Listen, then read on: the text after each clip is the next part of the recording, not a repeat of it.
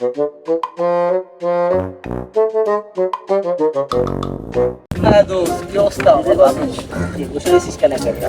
বসে আছি, সময় কাটতেছে না। ওয়েদারটা দেখেছিস কি ওয়েদার? নদীর পাশে আসলেই সুন্দর লাগে। আমারে বল ভাই কেন তোরা যে বলদ কেন বলে এই কথা বলবো আমি তোর।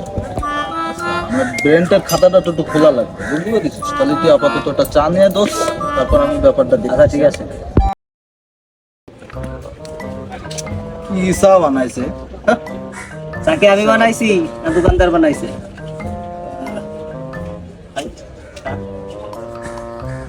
বললি রে তুই কি না না তো চা লাগবে, আমি ব্রেনটার খাতা করতে হবে। তা বললি না তো আমার কি করে মানুষ বললত বানায়? তো চাটা পুরো ঢুকবে ভিতরে, ব্রেনটের খাতাটা খুলবে, তখন না আমি বলতে পারবো। তুই আমার জানে জিগার দোষ, আমি কেন বলবো না?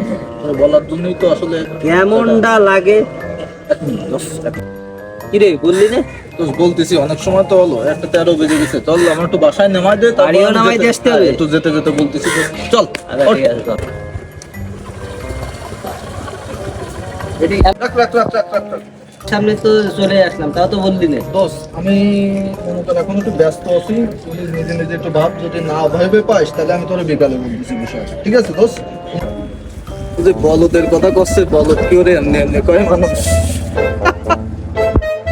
শালারে চা খাওয়ালাম, বাড়ি পর্যন্ত নামাই দিয়ে গেলাম, শালা তো কিছু করলো না রে। আসলে শালা আমি বলদ রে, এইবার বুঝতে পারিছি